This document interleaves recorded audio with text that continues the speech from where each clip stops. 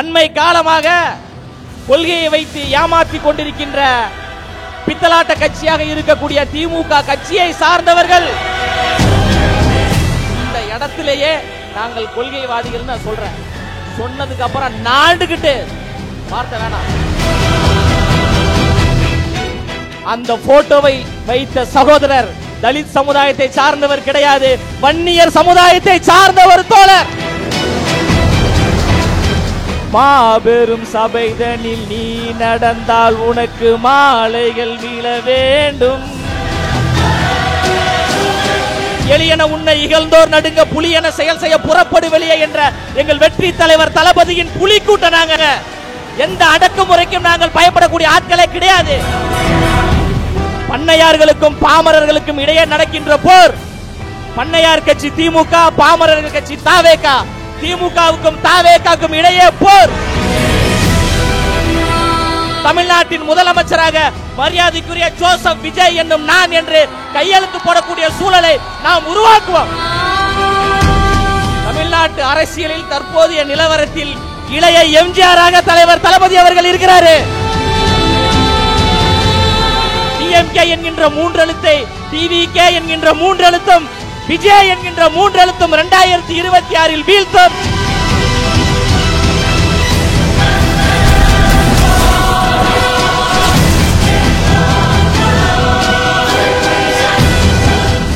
இங்கு நாட்டிற்கு கிளிகழுத ஆட்சியா?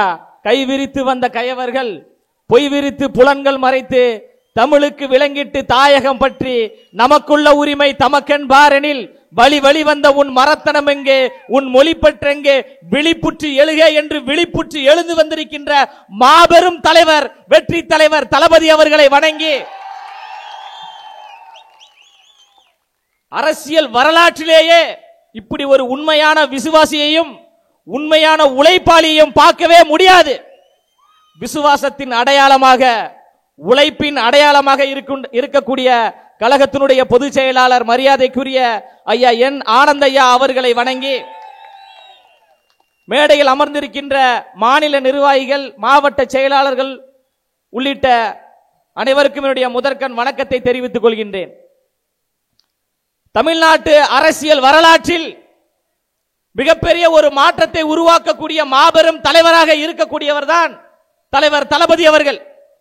அண்மை காலமாக கொள்கையை வைத்து ஏமாற்றிக் கொண்டிருக்கின்ற பித்தலாட்ட கட்சியாக இருக்கக்கூடிய திமுக கட்சியை சார்ந்தவர்கள் எங்களை பார்த்து சொன்னார்கள், உங்களிடம் என்ன கொள்கை இருக்கிறது என்று. இந்த இடத்திலேயே நாங்கள் கொள்கைவாதிகள் நான் சொல்றேன். சொன்னதுக்கு அப்புறம் நாண்டுகிட்டு வார்த்தை வேணாம். சமத்துவத்திற்காக, சமூக நீதிக்காக பேசிய உழைத்த மாபெரும் தலைவர் அண்ணல் அம்பேத்கர் அவர்கள். அண்ணல் அம்பேத்கர் அவர்களை பல ஆண்டுகளாக சாதி தலைவராக இந்த திராவிட கும்பல் வைத்திருந்தது. ஆனால் எங்க தலைவர் தளபதி அவர்கள் அவர் சாதி தலைவர் கிடையாது, சாதித்த தலைவர், உலக தலைவர் என்று கொண்டு போய் சேர்த்தார். அண்ணல் அம்பேத்கர் அவர்கள் அந்த போட்டோல பாருங்க, கால் மேல கால் போட்டு உட்கார்ந்து இருக்கிறாரா? அந்த போட்டோவை வைத்த சகோதரர் தலித் சமுதாயத்தை சார்ந்தவர் கிடையாது, வன்னியர் சமுதாயத்தை சார்ந்த ஒரு தோழர். இதுதான் கொள்கை. அவர் சாதி தலைவர் கிடையாது, எங்களுக்கான இடத்தின் தலைவர் என்று மாற்று சமுதாயத்தை சார்ந்த இளைஞர்களிடம் அண்ணல் அம்பேத்கர் அவர்களை கொள்கை தலைவர் என்று உயர்த்தி காட்டினார்ல, இதாண்டா எங்க தலைவன். கொள்கை இல்லைன்றீங்க, இதை விட என்ன கொள்கை வேணும்? தந்தை பெரியார் அவர்களையும், அண்ணல் அம்பேத்கர் அவர்களையும், ஐயா காமராசர் அவர்களையும், அம்மையார் வேலுநாச்சியார் அவர்களையும், அஞ்சலை அம்மாள் அவர்களையும் பட்டி தொட்டி எங்கும் கொண்டு போய் சேர்த்த மாபெரும் வரலாற்று தலைவர் எங்க தலைவர் தளபதி அவர்கள்.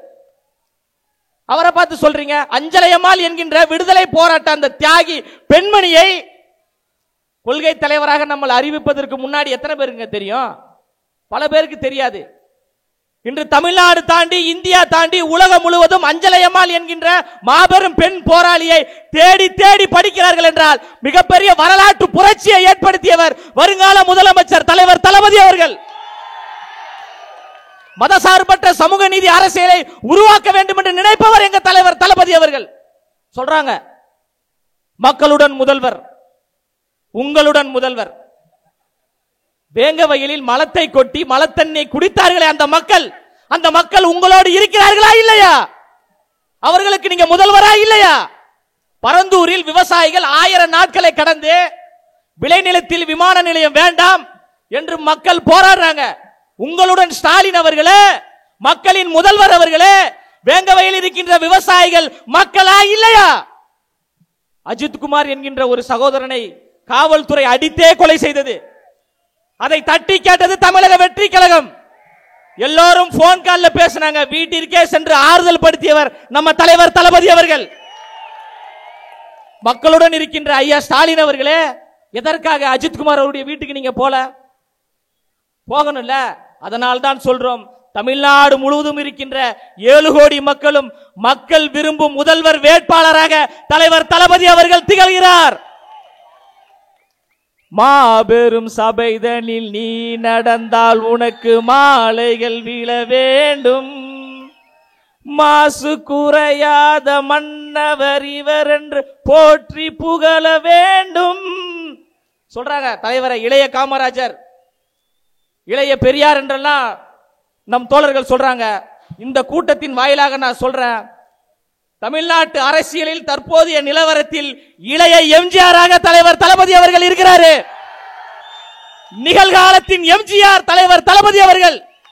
ஐயா எம்ஜிஆர் அவர்கள் கட்சி ஆரம்பித்து வருகின்ற பொழுது இந்த திராவிட கும்பல், திமுக கும்பல் எப்படி விமர்சித்ததோ அதே போன்று தலைவர் தளபதி அவர்கள் கட்சி ஆரம்பித்து வருகின்ற பொழுது இவர் கூத்தாடி, இவர் பின்னாடி இருப்பவர்கள் எல்லாம் ரசிகர்கள் என்று சொன்னார்கள். அந்த எம்ஜிஆர் அவர்கள் 13 ஆண்டுகள் திமுகவை வனவாசத்தில் அமர வைத்தார்.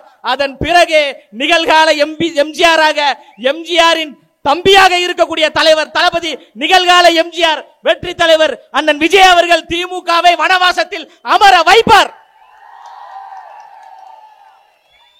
அதனால நாங்கள் ரசிகர்கள் கூட்டம் கிடையாது, கொள்கை சார்ந்தவர்கள் கூட்டம், கோட்பாடு சார்ந்த கூட்டம், தமிழ் மண்ணின் உரிமைக்காக, தமிழ்நாட்டின் உரிமைக்காக, தாய்மார்களுடைய உரிமைக்காக சமரசம் இல்லாமல் போராடக்கூடிய ஒரு கூட்டம். அண்ணன் மாவட்ட செயலாளர் செந்தில்நாதன் அவர்கள் சொன்னாங்க, பல அடக்குமுறைகள், பல நெருக்கடிகளை கொடுக்கறாங்கன்னு. எவ்வளவு அடக்குமுறைகள், எவ்வளவு நெருக்கடிகள் கொடுத்தாலும் அதையெல்லாம் பார்த்து பயப்படக்கூடிய கூட்டம் நாங்கள் கிடையாது.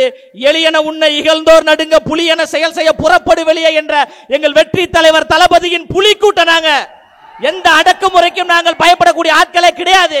2026 சட்டமன்ற தேர்தல் என்பது பண்ணையார்களுக்கும் பாமரர்களுக்கும் இடையே நடக்கின்ற போர். பண்ணையார் கட்சி திமுக, பாமரர்கள் கட்சி தாவேகா, திமுகவுக்கும் தாவேகாவுக்கும் இடையே போர். அந்த போரில் தமிழக வெற்றி கழகம் வெற்றி பெற்றது. தமிழ்நாட்டின் முதலமைச்சராக மரியாதைக்குரிய ஜோசப் விஜய் என்னும் நான் என்று கையெழுத்து போடக்கூடிய சூழலை நாம் உருவாக்குவோம். இங்க அமர்ந்திருக்கிற மாவட்ட செயலாளர் அண்ணன் செந்தில்நாதன் அவர்கள் என்ன கோடீஸ்வரரா, மிட்டா மிராசா, இல்ல அவங்க அப்பா எம்எல்ஏவா, இல்ல அவங்க தாத்தா மினிஸ்டரா?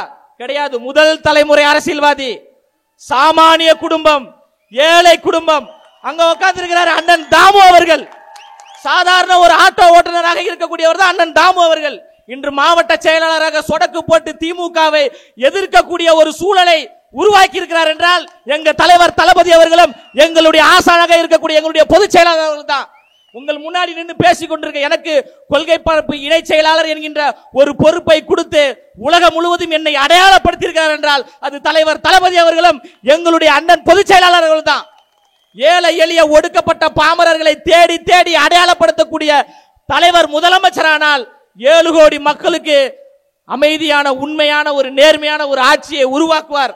அதனால் தயவு செய்து திமுக கும்பலே, மக்களை ஏமாற்றிக் கொண்டிருக்கின்ற கும்பலே, பொய்யான வாக்குறுதிகளை சொல்லி மக்களை சுரண்டி கொண்டிருக்கின்ற கும்பலே, உங்களை வீழ்த்துவதற்காக 7 கோடி மக்களுடைய இதயத்தில் இருக்கின்ற எங்க தலைவர் தளபதி அவர்கள் வருகிறார். டிஎம்கே என்கின்ற 3 எழுத்தை, டிவிகே என்கின்ற 3 எழுத்தும், விஜய் என்கின்ற 3 எழுத்தும் 2026 வீழ்த்தும். சென்ட் ஜார்ஜ் கோட்டையில் தலைவர் தளபதி அவர்கள் முதலமைச்சராக அமர்வார், அமர்வார், அமர்வார் என்று கூறி பேச வாய்ப்பளித்த அனைத்து நல்ல உள்ளங்களுக்கும் நன்றி கூறி நிறைவு செய்கிறேன். நன்றி, வணக்கம்.